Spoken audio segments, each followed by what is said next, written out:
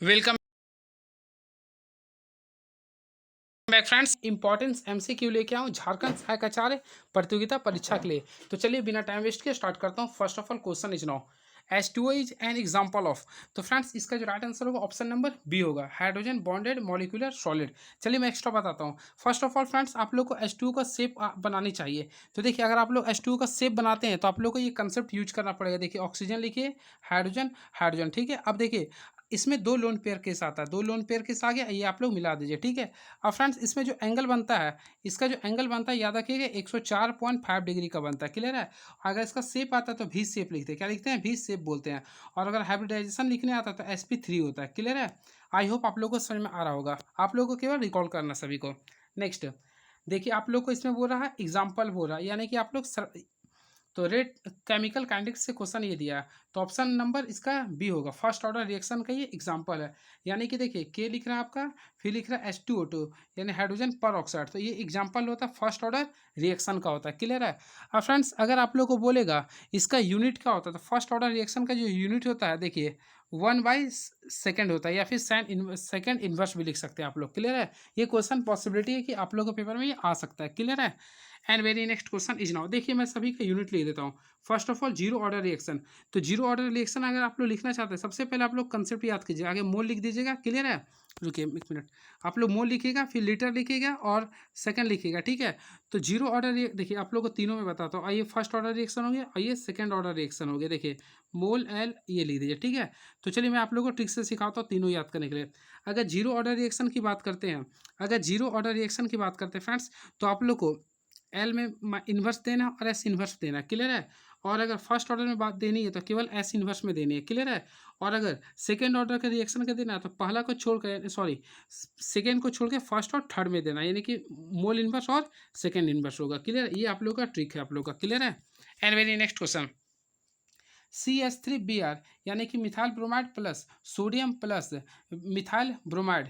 अब इसको रिएक्शन करना आप लोग को ड्राई ईथर के प्रेजेंस में। तो जब भी आप लोग के सामने सोडियम या फिर ड्राई ईथर के प्रेजेंस आता है तो हम लोग उर्ज रिएक्शन का यूज करते हैं, उर्ज रिएक्शन का फ्रेंड्स यूज करते हैं, क्लियर है। And next question calamine is an ore of, तो ये तो काफ़ी इजी क्वेश्चन है। तो कैलामाइन जो होता है ये ओर होता है जो फ्रेंड्स वो Zn का होता है, यानी जिंक का होता है, क्लियर है। इसका सूत्र क्या होता है, ZnCO3 होता है, क्लियर है। और next question toluene reacts with chlorine in presence of HB। तो देखिए जब भी टॉलिन्स को, तो आप लोग सबसे पहले टॉलिन्स बनाने जानते होंगे, बिल्कुल। तो टॉलिन देखिए अगर आप लोग टॉलिन्स का स्ट्रक्चर बनाते हैं, बेंजीन देकर यहाँ पे CH3 का यूज करना हो, ठीक है। अगर टॉलिन्स को हम लोग रिएक्शन कराते हैं क्लोरीन से इन परजेंट ऑफ HB, तो फ्रेंड्स हम लोग को जो ऑप्टेन होगा ये आप लोग को क्लोरोबेंजीन का निर्माण होता है, क्लोरोबेंजीन का, ठीक है। इसे याद रखेंगे आप लोग, ऑप्शन नंबर सी आ गया right answer. And very next question acetaldehyde plus 4 hydrogen, आप लोग को जिंक की उपस्थिति में इसको सॉल्यूशन करना है। तो देखिए एसिटल एल्डिहाइड का अगर सॉल्व करते हैं तो ये हम लोग को देगा इथेन देगा, क्या देगा फ्रेंड्स, इथेन देगा। यहाँ पे आप लोग को कैनिजारो रिएक्शन का यूज करना होता है। And very next question which enzyme helps in converting sucrose into glucose and fructose. तो देखिए सबसे पहले आप लोग को सुक्रोज का फॉर्मूला आप लोग को पता होगा, तो सिंपल में आप लोग पढ़ेंगे फ्रेंड्स C12H22O11 होता है, क्लियर है। अब देखिए ये अगर हम लोग इसको हाइड्रोलाइसिस करते हैं इन प्रेजेंट ऑफ इन्वर्टेज, क्या होता है फ्रेंड, इन्वर्टेज होता है, ठीक है। इन्वर्टेज एक एंजाइम होता है, तो उसके प्रेजेंट हम लोग को ये देता है ग्लूकोज एंड फ्रुक्टोज देता है, C6H12O6 प्लस C6H12O6 देता है, क्लियर है। तो ये फ्रेंड्स इसका राइट आंसर हो गया B, option number B. And next question, तो क्वेश्चन नंबर देख लीजिए CH3 यानी कि देखिए क्या लिखे, इथेनोइक एसिड का रिएक्शन करवा रहा है SOCl2 से, तो प्रोडक्ट्स क्या होगा, तो ऑलरेडी आप लोग निकालेंगे तो आ जाएगा ऑप्शन नंबर ए आ जाएगा, क्लियर है। एंड वेरी नेक्स्ट क्वेश्चन देखिए शॉर्ट क्वेश्चन आ गया, कुछ कुछ मैं बताने का प्रयास करूंगा। देखिए calculate the overall order of reaction which has the rate reaction. देखिए आप लोग को रेट रिएक्शन निकालना है, यानी ऑर्डर ऑफ रिएक्शन। तो फ्रेंड देखिए यहाँ पे के लिख रहा है, क्लियर है, यहाँ ऑर्डर लिख रहा है ए का। अब इसके ऊपर 1 दिया है और यहाँ पे भी दिया है बी, क्लियर है, इसके ऊपर भी 1 दिया है। तो ऑर्डर ऑफ रिएक्शन जब भी देगा तो हम लोग क्या करते हैं, इसको ऐड करते हैं। तो 1 1 कितना आ गया 2, तो राइट आंसर क्या होगा 2। And very next question very very occurs due to deficiency of which vitamin. तो विटामिन बी की कमी से क्या होता है, बेरी बेरी एक रोग होता है, क्लियर है। And very next question which disperse phase and dispersion medium of milk का कोलाइडल सॉल्यूशन।